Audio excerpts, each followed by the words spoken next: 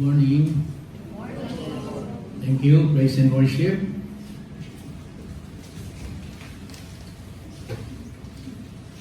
Tayo po ay saglit na yumuko at nanalangin.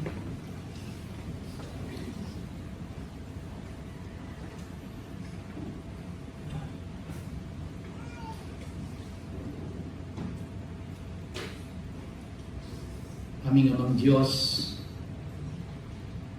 Diyos na kapangyarihan sa lahat. Diyos na may hawak ng buong mundo sa iyong mga kamay. Ang Diyos na may hawak sa aming mga buhay. You are the King of the universe. You are awesome. You are powerful. You are reliable. You are dependable. You never fail us. You are our God, the God of Abraham, Isaac, and Jacob, the God of Israel. Hear our prayer and listen to our cry. O Lord, our Lord, how majestic is your name in all the earth. We honor you. We worship you. We glorify your holy name. Sa oras kong ito, Ama, hinihiling namin bilang iyong mga anak, buksan mo ang aming mga isipan, pawiin ang anumang pag-aalinlangan, paawiin ang anumang pag-aalaala, at bigyan kami ng kaliwanagan sa iyong mga salita. Tulungan at turuan mo ang bawat isa sa amin. At dalangin ko po na ako ay maging daluyan ng iyong mga salita at marinig ang iyong instructions. At sa umagang ito, hiling ko rin po sa iyo, O Diyos, na ang aking mga kapatiran ay bigyan mo po ng bukas na isipan, pusong handang makinig sa iyo, at pusong handang sumunod sa mga salita mo. Marami pong salamat, aming Ama, sa biyaya ng iyong mga salita. Sa iyo po ang papuri, ang pasasalamat at pagdakila sa pangalan ni Yeshua. Amen and amen. Sa pagpapatuloy po ng ating pag-aaral sa aklat ng Leviticus, tayo po ngayon ay nasa Leviticus chapter 23 at ating pong tinatalakay ang ikalawang season ng kapistahan ng Diyos. And today we are going to talk about one of the most powerful and prophetic appointed times in all of Scriptures, which is the Feast of Trumpets, also known in Hebrew as Yom Teruah. So ito po ay minsan tinatawag din Rosh Hashanah, ang New Year ng mga Hudyo. Ito ay sa unang araw ng ikapitong buwan sa kalendaryo ng mga Hudyo, ang Feast of Trumpets.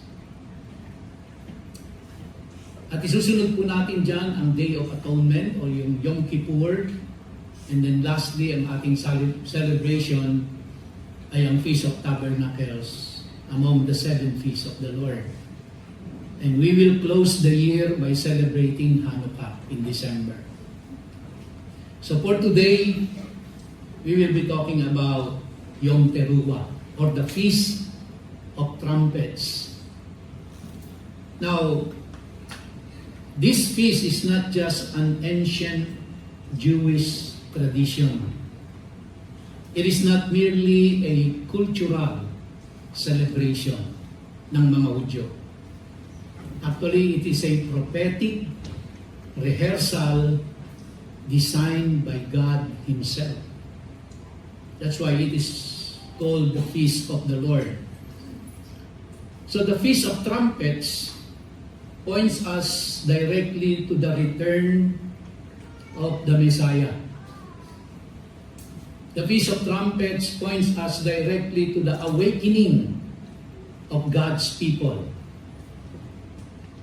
It points us directly to repentance and also to preparation.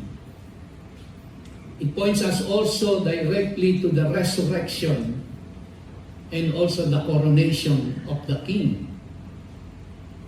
And I believe with all my heart that the church today desperately needs to hear the sound of the trumpet once again. We are living in a generation that is so distracted, spiritually asleep, a generation that is compromised and living comfortable. Mapapansin ho natin yan sa galawan ng mundo ngayon. Kung gaano ka-distracted ang mga Christians, among others, at makikita natin ang kaliwat kanang compromise, lalong-lalo na po sa mga mananampalataya. But the trumpet of God is a wake-up call. At nawa ito po yung ating marinig ngayon. Because the trumpet says, wake up. The trumpet says, prepare. The trumpet is telling us, the King is coming. So today, let us open our hearts to the Word of God. Ang sabi po sa Genesis chapter 1, verse 14, And God said, Let there be lights in the expanse of the heavens to separate the day from the night. And let them be for signs and for seasons and for days and years. Now the word season sa Genesis chapter 1 verse 14 ay hindi lamang po tumatalakay tungkol sa panahon ng summer, ng winter, ng spring, or ng fall.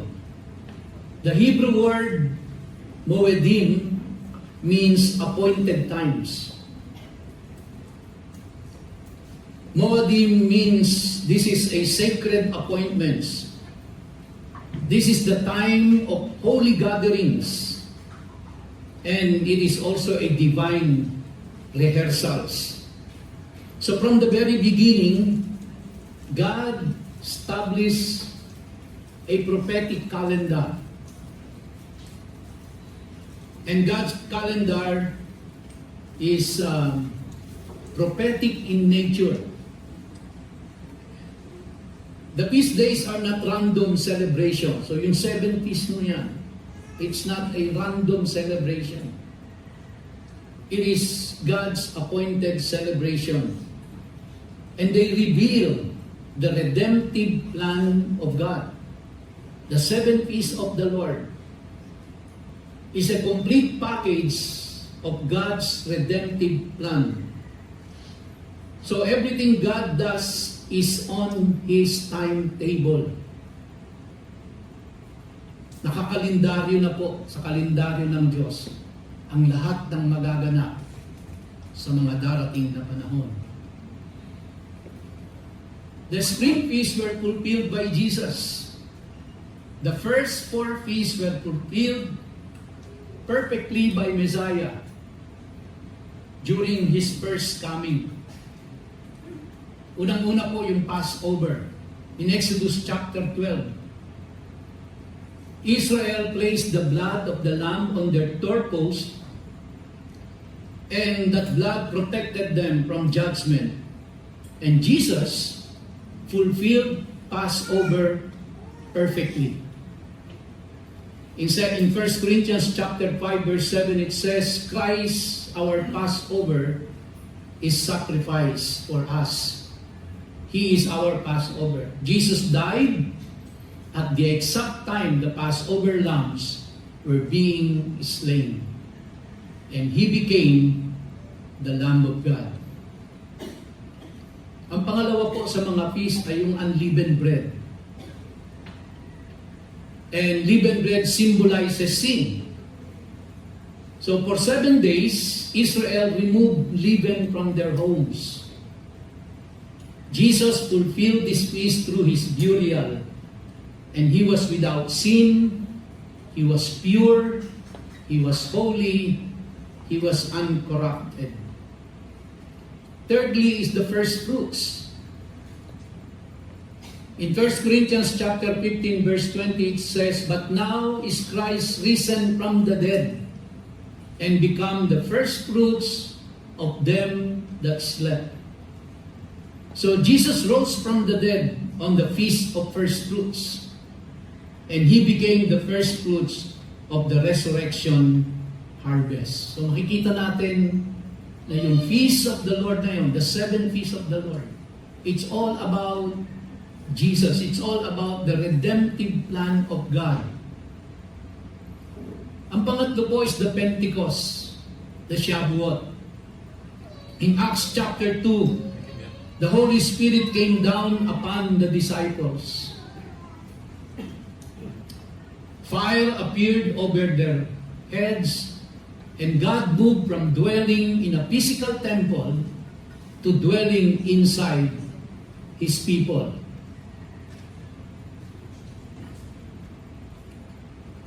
Now let's move to the fall feast, which points to the second coming. So yung mga nauna po nasa spring feast ay patungkol sa kanyang unang pagparito. Ang pangalawa po, the fall feast ay ang kanyang muling pagbabalik. Kaya yung isa-celebrate po natin in September, which is the Yom Teruah, the Feast of Trumpets, followed by Yom Kippur, and then followed by Shavuot. Lahat po yun. Sukkot. Lahat po yun ay tumatalakay sa kanyang muling pagbabalik.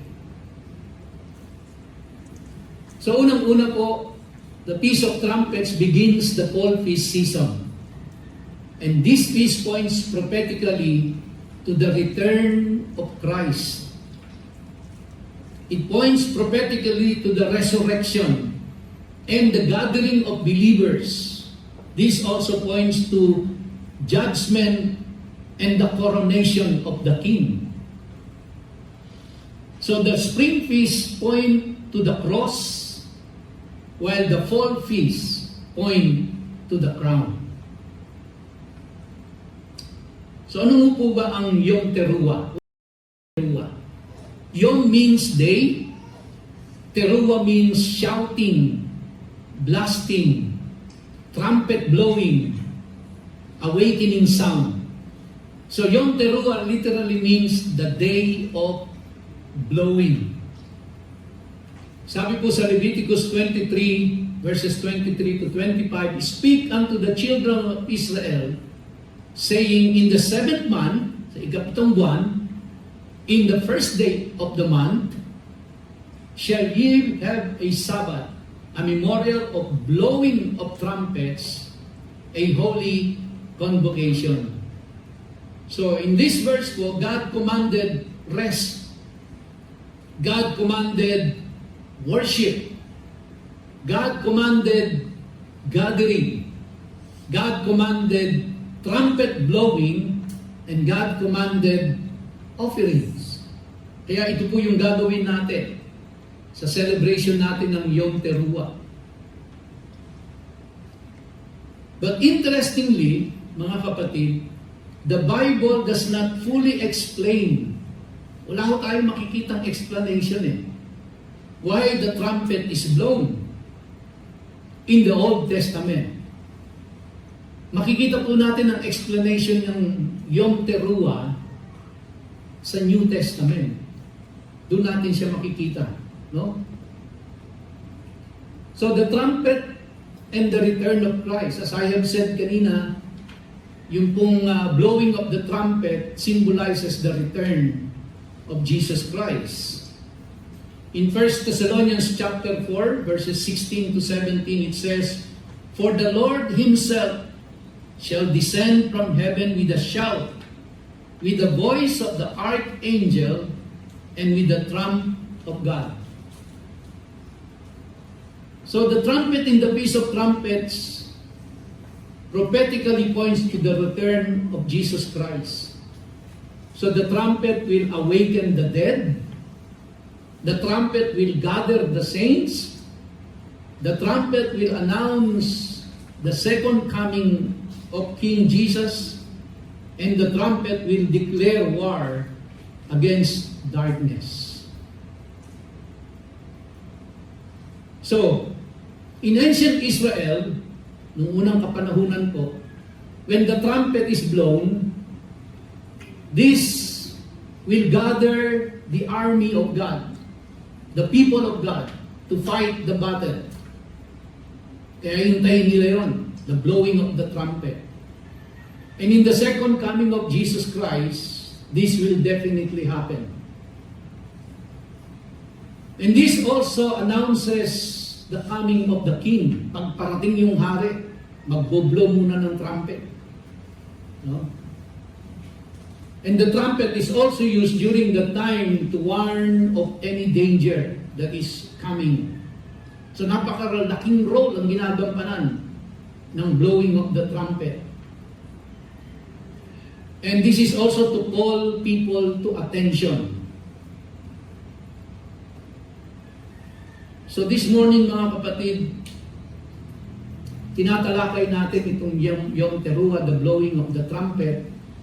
And I believe that God is calling our attention. Baka kasama po tayo dun sa mga nagko-compromise. Baka kasama po tayo dun sa mga distracted tayo sobra. Sa mga nangyayari sa paligid natin. Pagbukas mo pa lang ng radyo o ng TV, bubungad na sa iyo ang mga puro negative na nangyayari. Pagbukas mo pa lang ng Facebook, ang bubungad na sa iyo puro mga negative things. No? Kaya maganda po na sa pagmulat ng ating mga mata, ay unahin natin ang lumapit sa Diyos at manalangin. Para siya po yung mag-uumpisa ng araw natin. Hindi tayo uumpisahan ng mga kabuluhan sa gobyerno. Hindi uumpisahan ang isip natin ng mga bayarin natin, ng mga alalahanin natin. Sa pagmulat ng ating mga mata, ang dapat na unang papasok sa atin ay ang pakikipag-ugnayan sa Diyos. Siya dapat ang magsisimula ng araw natin. Because the moment we do that, the Lord will order our steps. He will take us by the hand and He will lead us, give us wisdom, give us direction. So the blowing of the trumpet is God calling us to attention because we are so distracted.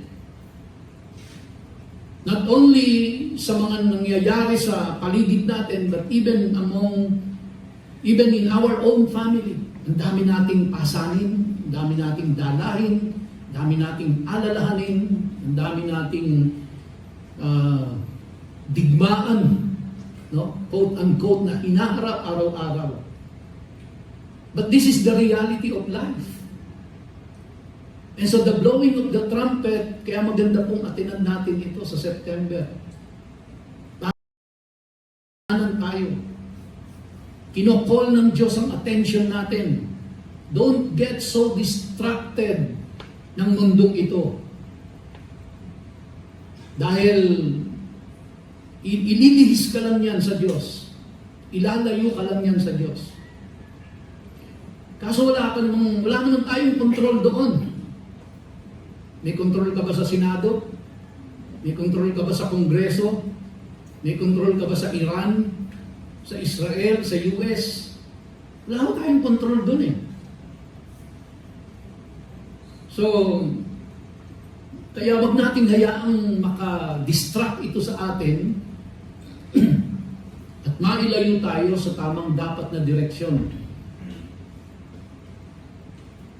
Now, the trumpet is heaven's alarm clock. Sa tingin ko po, ito ay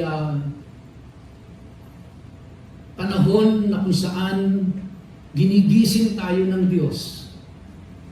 Kaya maganda po ito, yearly, na meron tayong Yom Teruah. Dahil yearly, napapaalalahanan tayo kung kanino tayo dapat mag-focus. Yung ating pong celebration ng Shavuot, napakaganda.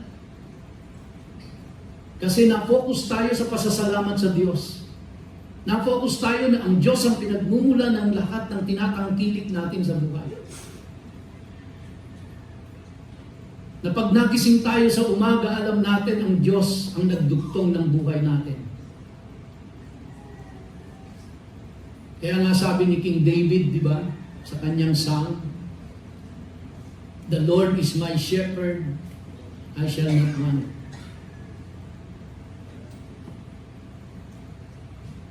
At ang sabi ni David, "God restores my soul." And in one of his songs, sabi ni David, "Salamat Lord, ginising mo ako." Kaya alam niyo po, yung paggising pa lang sa umaga ay malaki ng pagpapala. Minsan ako ay merong, hindi ko alam kung nabasa, napakinggan. Pero, ang sabi niya po, yung kanyang pag-utot, pinapasalamatan niya sa Diyos.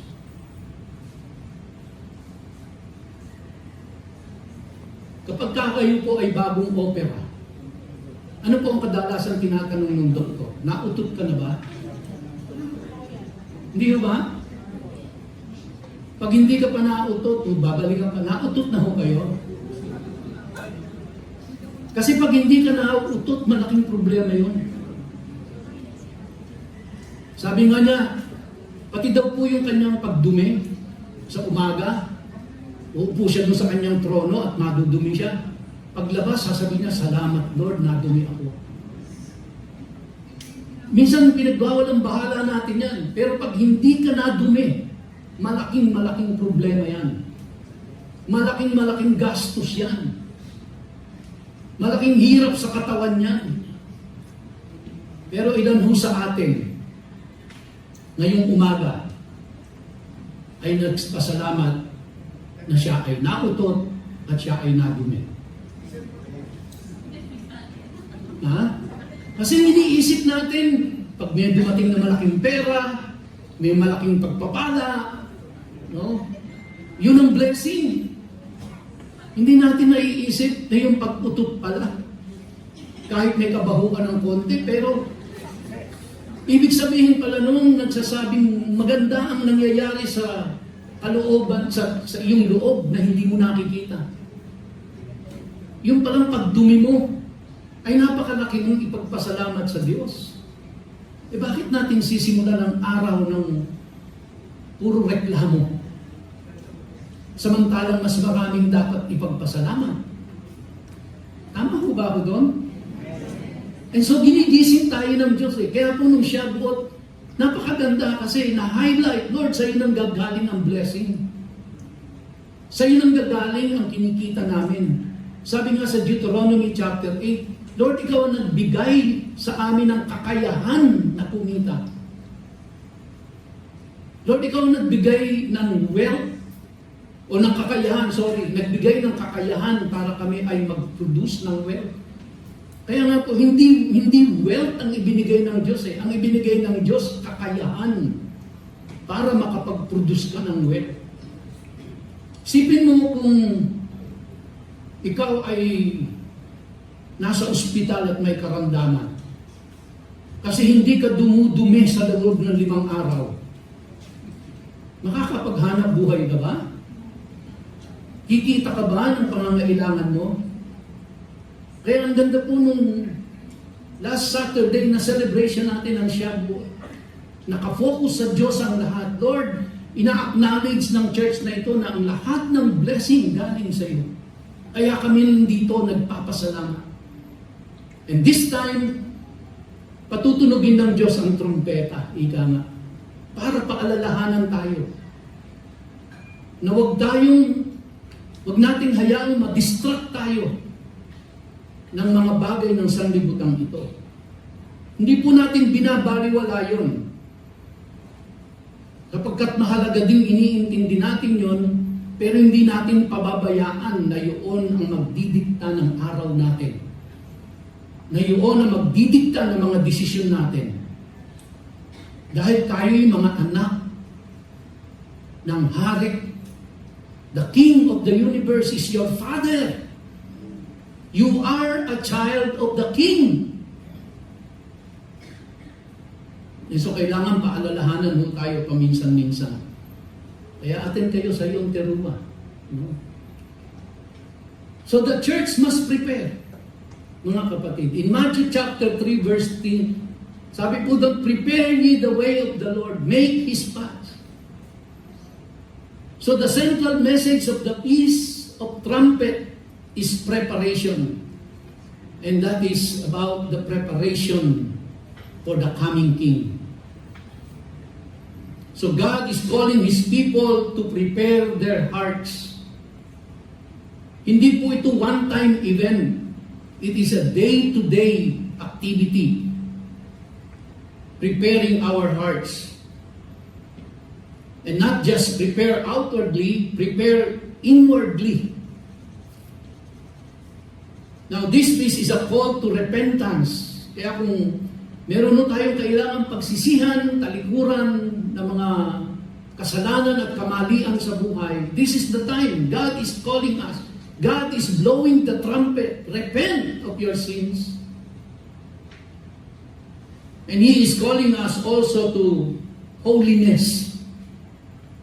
He is also calling us to align ourselves with Him.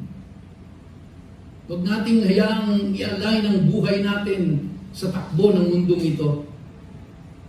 So therefore,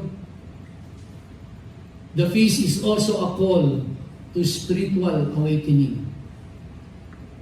Lahat po tayo, kailangan natin ito, mga kapatid. So what does it mean to prepare? Paano ba tayo magpi-prepare? The Hebrew language gives incredible depth to the word prepare. Sa atin, ang English word lang is prepare. Maganda. Pero pag tinignan ho natin in depth ang salitang prepare ye the way of the Lord in Matthew chapter 3, verse 3. Unang Hebrew word na ginamit po dyan is asa o asa. And this word means make. This word means produce. This word means put in order, observe, celebrate, press, or squeeze.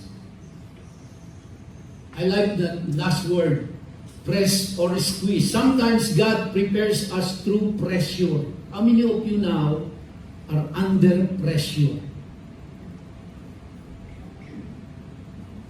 Maybe the Lord is using that, to help us prepare for the coming of the King. Yung pong olive oil, para ma-extract yung the best olive oil, kailangan siyang i-crush. Yung pong best wine, para ma-produce, kailangan po siyang i-press. So God, I believe, uses trials to prepare His people. Bahagi po ng buhay yun eh. At yun ang ginagamit ng Diyos para ihanda tayo, para patibayin tayo, para patatagin tayo.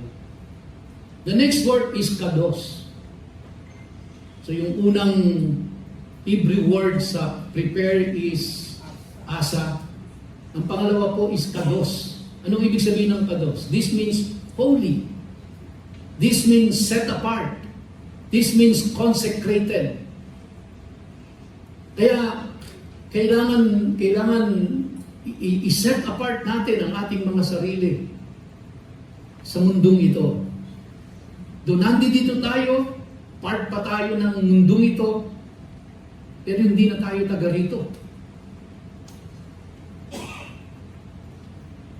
And preparation of course requires holiness. God is calling His people to be different from the world. Not isolated. To be different, but not isolated. No? And consecrated. Kaya, hindi ho tayo pwedeng makisang-ayon sa galaw ng makasalanang sanlibutan ito. And the trumpet, mga kapatid, is calling our attention. Anak, baka parehas ka na rin nila. Nagko-compromise ka na rin. No? Baka naman sumasang-ayon ka na sa galaw ng sanlibutan ito. Kino-compromise mo na yung pananampalataya mo. Baka nakikiayon ka na.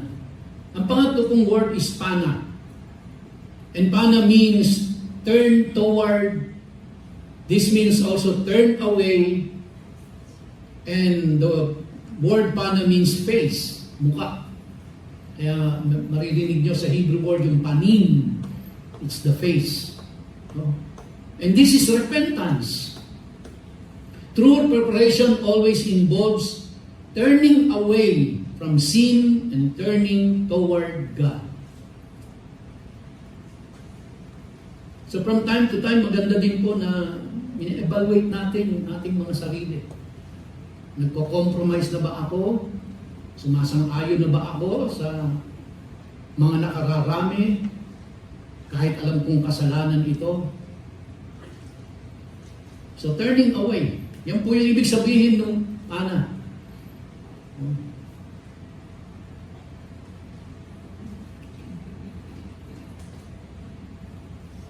The 10 days of awe.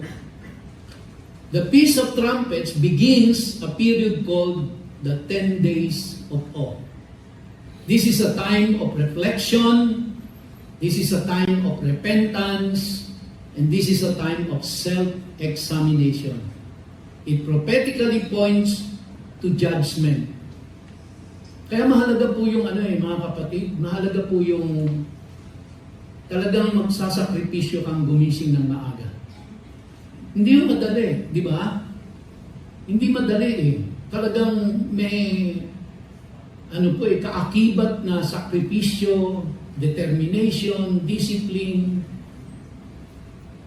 Hindi po madali, pero kailangan ho natin yun eh. And ang maganda po kasi sa paglapit sa Diyos, lalo na pagka yung umagang-umaga, wala pang distraction eh. Tahimik pa ang paligid. Tulog pa, pati yung mga aso mo. Diba? Walang kumikilo sa bahay. Tapos ikaw ay nagre-reflect. And isa pong natutunan ko sa kung paano lumapit ang mga Hudyo sa panalangin sa Diyos. Sa kanila pong pagpupo at pananalangin, yung mga first 2 minutes nila, no? Sila po ay tahimik lang, hindi sila nagsasalita. Basta pag-upo nila in the presence of God, they will just keep quiet for 2 minutes. Wala ho silang sinasabi kahit ano. And then after about 2 minutes, lalapit po sila sa Diyos at sa kanilang paglapit ay lagi nilang sinasabi na lumalapit ako sa iyo, O Diyos, just as I am. Walang pretensions, walang pagkukunwari. Kung sino ako, lumalapit ako sa iyo. Wala akong itinatago. I have nothing to hide. I lay bare myself before you. I am an open book. And then they will begin their prayer by recalling to mind who God is. Di ba? Ang sarap simulan yung araw na lalapit ka sa Diyos ng walang pretensions. Sa simbahan, no, medyo ano pa tayo eh. Di ba? Medyo may mga pretensions pa tayo. Sa Diyos, ikaw lang at ang Diyos, kayong dalawa lang.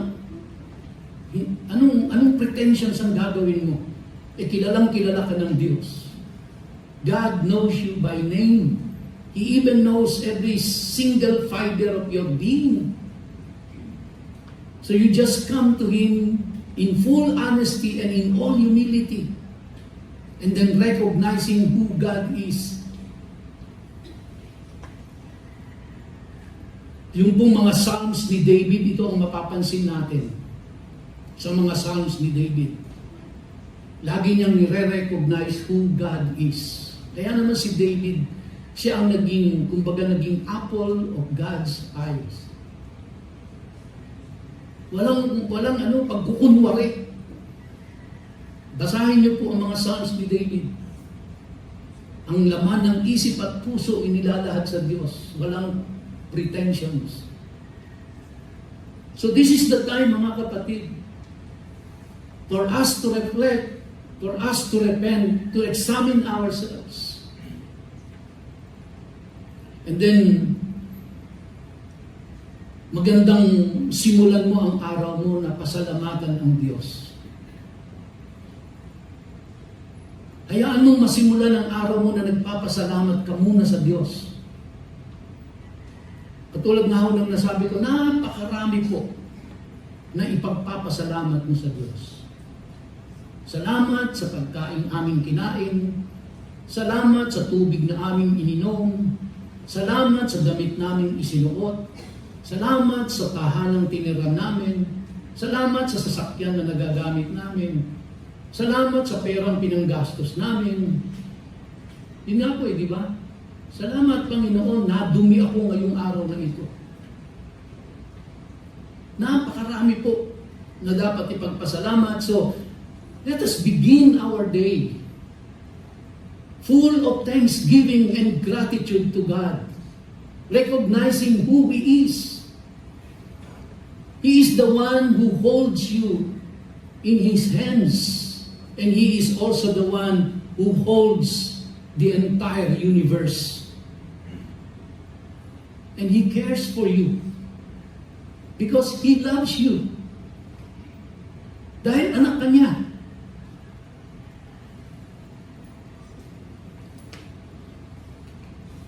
The King is coming in Philippians chapter 2, verse 10 and 11, that at the name of Jesus, every knee should bow and every tongue shall confess that Jesus Christ is Lord. Darating po yung time na yan. Everyone, believer or unbeliever, will recognize that Jesus is God.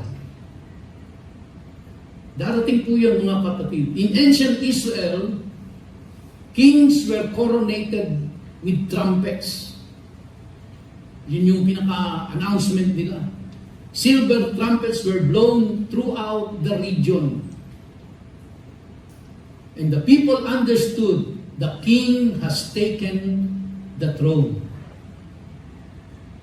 How powerful that the return of Jesus is connected to trumpet blast. Ako po personally, I believe that Jesus is coming on the day of Yom Teruah. What year, I do not know. But the season of His second coming is on Yom Teruah. During the fall season. Kaya hindi po siya darating during the Passover. Hindi siya darating during the unleavened bread, during the first fruits, during the Shavuot. He will not come. He will not return again on the spring. Jesus Christ will return on Yom Teruah. Because that is when the announcement of the coming King, pag binlo na yung trumpet, and the trumpet will be blown. So kaya itong celebration po na ginagawa natin, mga kapatid, ito ay rehearsal ng muling pagbabalik ng Panginoong Jesucristo. Hindi ba't napakaganda ho nito? Na bumalik na ang Panginoon.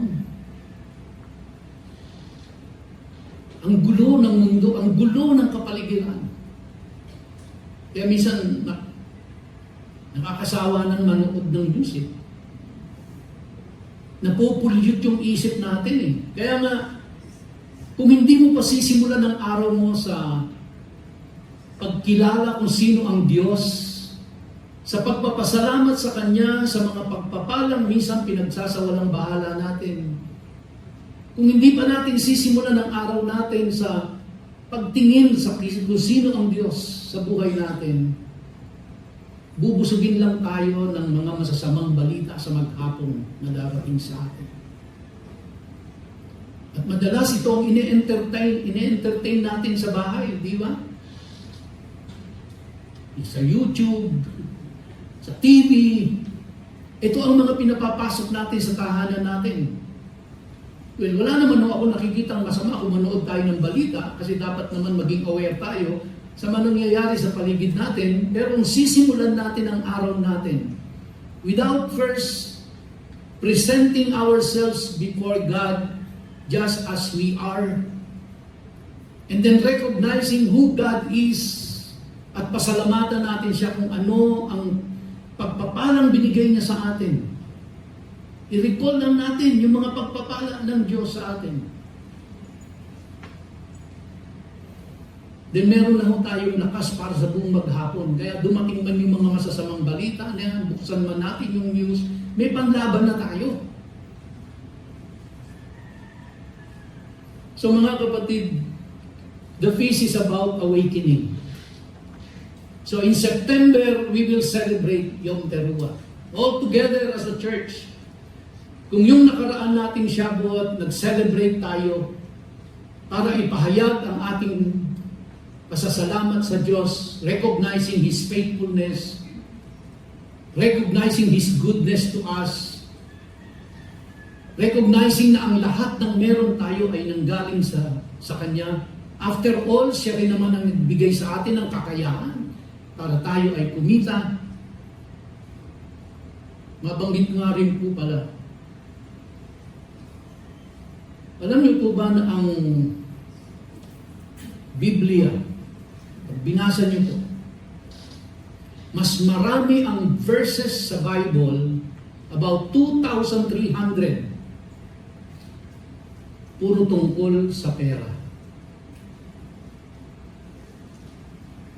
Pagsamasamahin niyo po ang verses tungkol sa love, sa forgiveness, sa faith, pagsamasamahin niyo po siya, mas marami pa rin ang verses patungkol sa pera.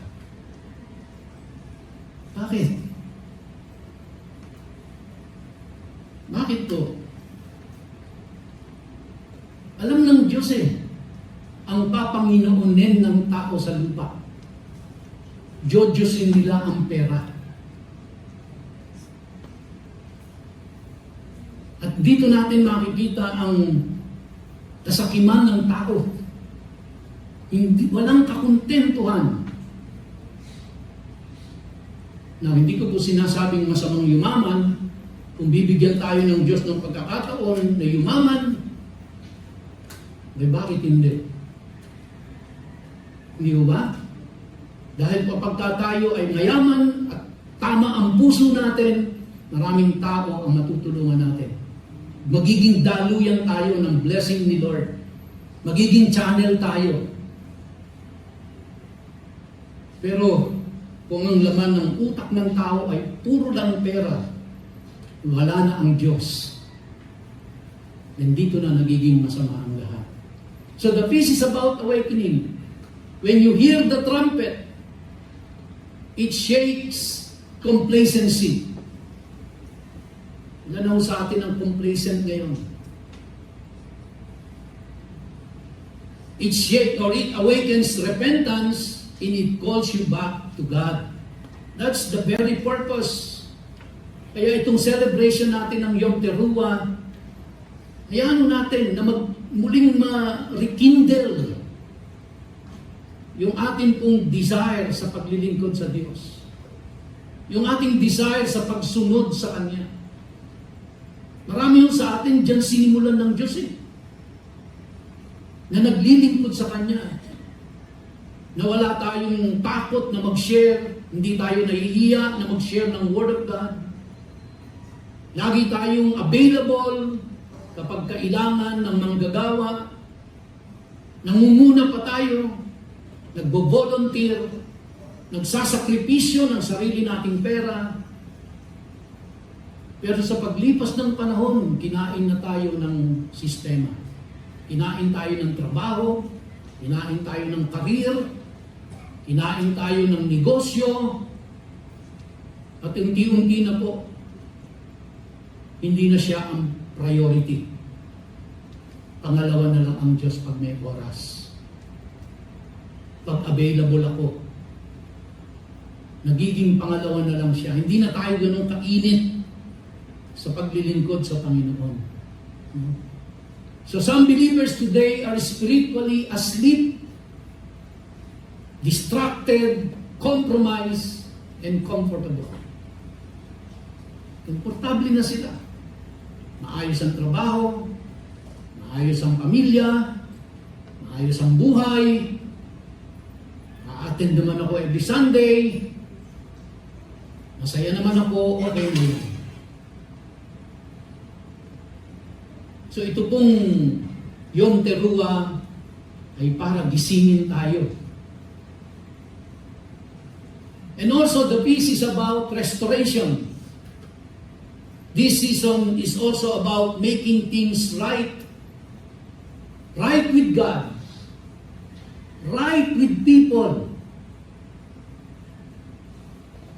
Hindi po pwedeng we are right with God and we are not right with people. Alam ko po, hindi madali. May struggle. Pero kanina ho yung devotion ko dun sa mga workers, miracle will happen when you step by faith. When you move forward. Yung example ko nga po doon kanina ay si Moises. Si Moises ay naipit sa kanyang likuran ay naroon si Pharaoh at ang kanyang mga army. At sila ay pupuksain lahat. Wala silang tatakbuhan, nandoon ang dagat. Nandun si Moises at ang 3 million na mga Israelita. Naiipit, hindi alam ang gagawin. At mababasa po natin doon si Moises ay nag-pray. Pero ano ang naging tugon ng Diyos kay Moises?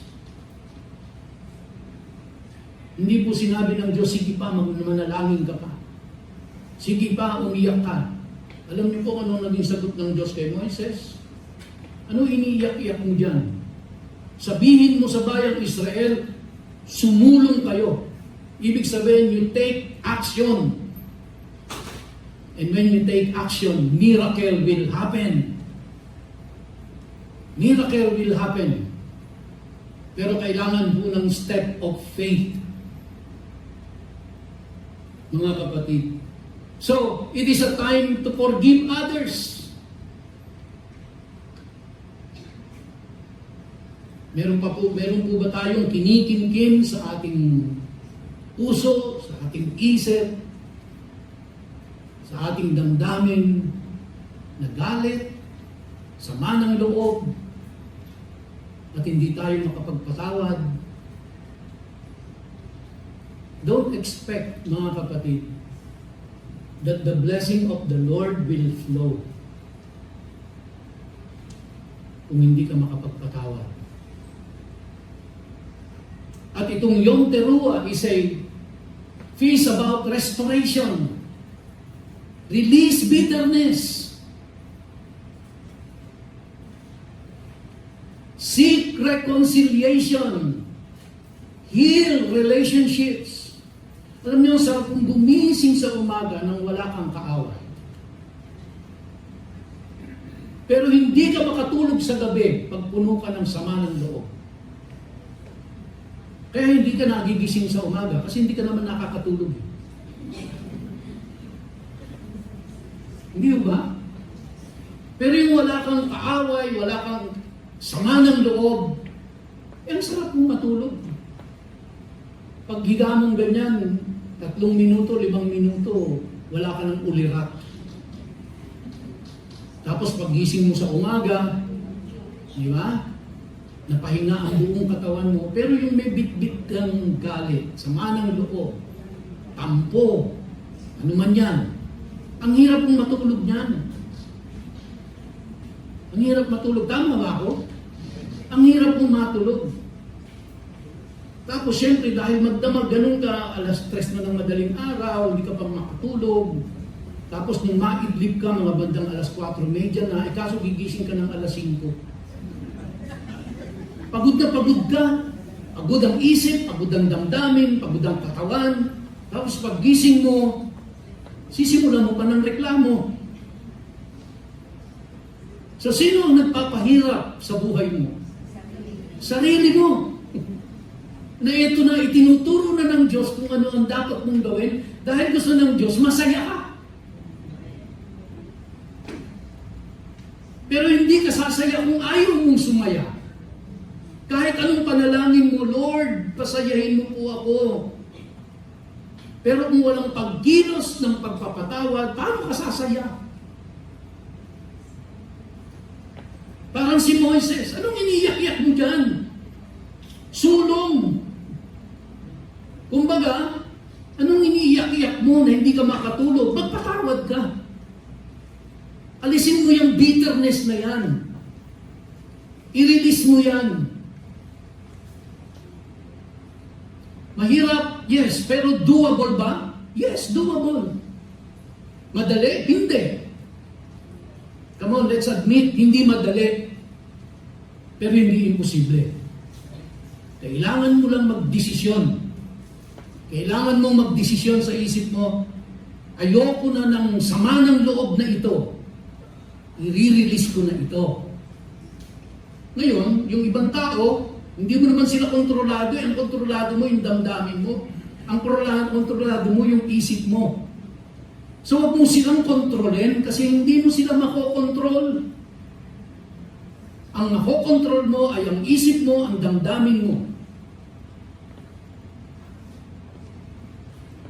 Kaya sa umaga paggising, magsakripisyo ka na ng konti.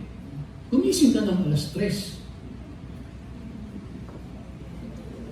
So ano ang gusto mo? Bitbitin buong maghapon ang galit sa puso mo o gumising ng alas 3 at makipag-ugnayan sa Diyos na magbibigay sa iyo ng kapayapaan? Mamili ka.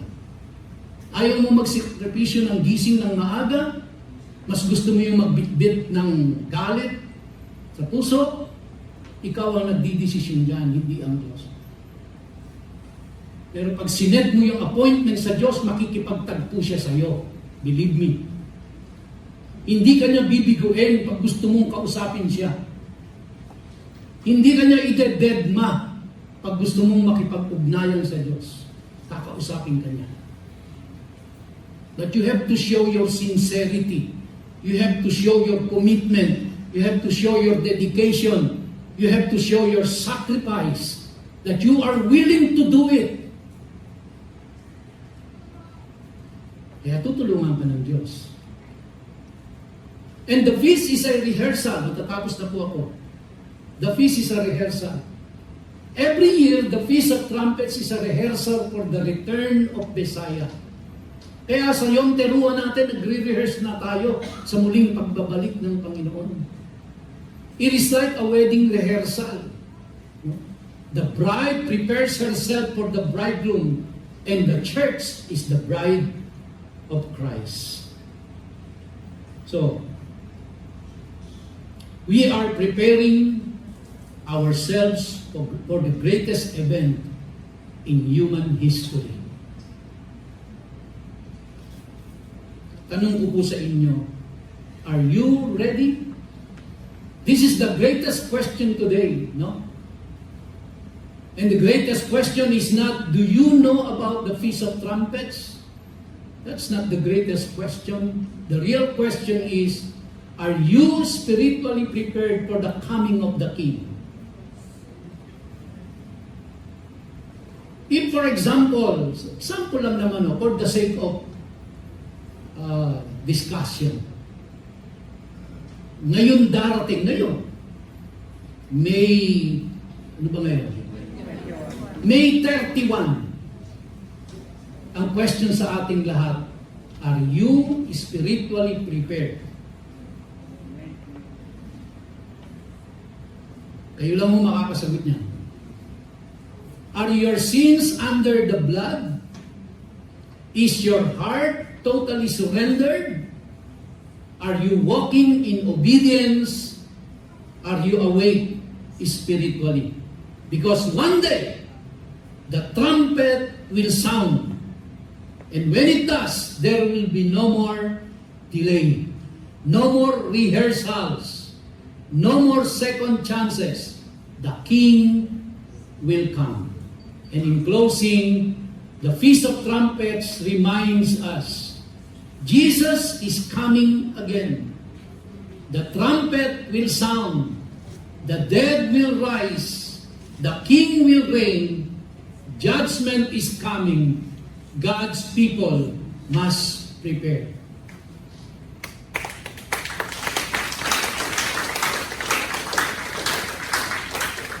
So this is not the hour for compromise. This is not the hour for spiritual sleep. This is the hour to awaken. The trumpet is sounding. Prepare the way of the Lord. Amen. Tayo po tayong lahat mga kapatid.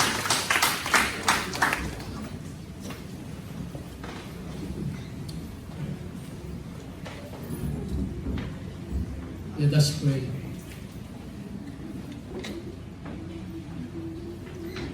If God is speaking to your heart, if you know you need repentance, if you know you need restoration, if you know you need to come back to God, do not ignore the sound of the trumpet. Come back to Him today. Remember, Jesus died for our sins and He rose again and He is coming back as King. Surrender your life fully to Him. Father, in the name of Jesus, awaken our hearts. Remove compromise from us. Teach us to walk in holiness. Help us prepare for your coming. Eternal Father, King of the universe, forgive us for our sins. Restore our hearts. And may we be found faithful when the trumpet sounds. This we pray in Jesus' name. And everybody said, Amen. Hallelujah. Bago po tayo patuloy na magtapos, nais ko lang pong ipaalala na next Sunday is first Sunday of the month. Okay? As first Sunday of the month, ano pong meron tayo? Meron tayong LOL, Community Outreach Program. Tama ba? Tama ba ako? Tama, ano? So first Sunday po natin, meron tayong LOL, Community Outreach Program. And as we agreed, magdadala po tayo ng mga kapatid na mga kaibigan, kakilala na hindi pa po born again for them to hear the message of salvation. So, bawat LOL group po, at least one Again, ulitin ko po, miracle will happen if we take that step of faith. Okay? So kaya po, next Sunday is first Sunday of the month, Evangelism Sunday, LOL, Community Outreach Program, and tayo po ay mag-iimbita, magsasama ng hindi pa mananampalataya para makarinig sila ng message of salvation. Okay po? Dito po nagtatapos ang ating gawain sa umagang ito. Pagpalain po ng Diyos ang bawat isa sa inyo kasama ng inyong mga mahal sa buhay. God bless you all. You are dismissed.